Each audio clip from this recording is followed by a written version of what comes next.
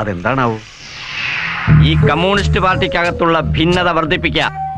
അനന്തം group എന്നും ലൂക്കോസ് group എന്നും Krishnan Nair group എന്നും പറഞ്ഞ് ഭിന്നിച്ച് നിൽക്കുന്ന അവന്മാരെ തമ്മി തല്ലിച്ച് എന്നേക്കുമായി അകറ്റുക.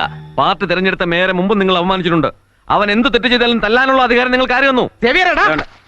തനിക്ക് വിരോധമുള്ളവരെ തല്ലി ഒതുക്കുക, താങ്ങി നിൽക്കുന്നവർ എന്ത് തെറ്റ് ചെയ്താലും സഹായിക്കുക. അതല്ലേ സഖാവെ നിങ്ങളും ചെയ്യുന്നത്? നമ്മുടെ പ്രധാന ശത്രുക്കളായ BSSകാർക്ക് അനുകൂലമായി പോലും സഖാവ് പലപ്പോഴും സംസാരിക്കുകയും പ്രവർത്തിക്കുകയും ചെയ്തിട്ടുണ്ട്. അതിന്റെ കാരണം ഞങ്ങൾക്കറിയാം. BSS നേതാവ് ജയചന്ദ്രൻ നിങ്ങളുടെ പെങ്ങടെ നായരല്ലേ? അനാവശ്യം പറഞ്ഞ കുത്തി കീഴുകളെ ഞാൻ. കാര്യം പറയുമ്പോ ചൂടാവരുത്. ഇതിനൊക്കെ നിങ്ങൾ സമാധാനം പറയേണ്ടി വരും, ഇവിടെ അല്ലെങ്കിൽ മേൽ കമ്മിറ്റിയിൽ. തത്വങ്ങൾക്ക് വിപരീതമായി ലെനിൻ രൂപം കൊടുത്ത രാഷ്ട്രീയ ഘടനകൾ സോഷ്യൽ ഫാസിസ്റ്റ് രാഷ്ട്രീയ സംഘടനകളായി അധപ്പതിച്ചപ്പോഴാണ് സോവിയറ്റ് റഷ്യയിലെയും കമ്മ്യൂണിസ്റ്റ് ഭരണകൂടങ്ങൾ തകർന്നത്. ചൈനയിലാണെങ്കിൽ എന്താണോ ഇതിന്റെയൊക്കെ അർത്ഥം?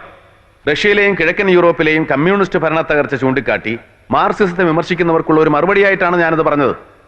ആ പ്രത്യയശാസ്ത്രത്തെ തെറ്റായി വ്യാഖ്യാനിക്കുകയും പ്രയോഗിക്കുകയും ചെയ്ത ഭരണാധികാരികളാണ് അതിൽ കുറ്റക്കാരെന്ന് നമ്മുടെ കൂട്ടത്തിലുള്ളവരെ പോലും താൻ കുറ്റം പറഞ്ഞിട്ടുണ്ടല്ലോ. അതെ, മാമോ ലെനിൻ തുടങ്ങി പാർട്ടി ആദരിക്കുന്നവരെ പോലും വിമർശിക്കുമെന്ന് വെച്ചാൽ? ഇല്ല സഖാവേ, അവരെ ഞാനും ആദരിക്കുന്നുണ്ട്.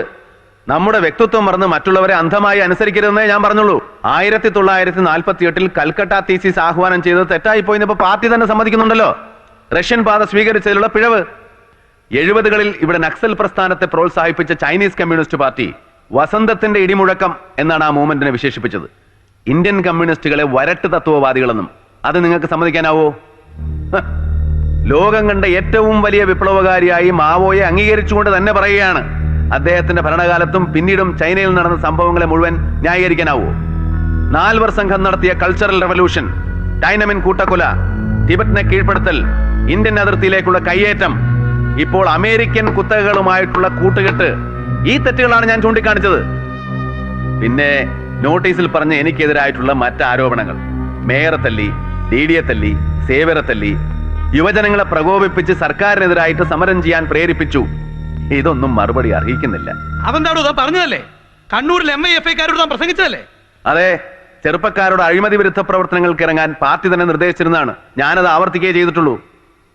പിന്നെ തല്ലിയതിനെ പറ്റിയാണെങ്കിൽ പാർട്ടിക്ക് വേണ്ടി ഞാൻ പലരെയും തല്ലിയിട്ടുണ്ട്, കുത്തി കീറിയിട്ടുണ്ട്, കൊന്നിട്ടുണ്ട്. അന്നൊന്നും ഒരു വിശദീകരണവും ആവശ്യപ്പെട്ടില്ലെന്ന് മാത്രമല്ല, എന്നെ മാലയിട്ട് സ്വീകരിക്കുകയും ചെയ്തു.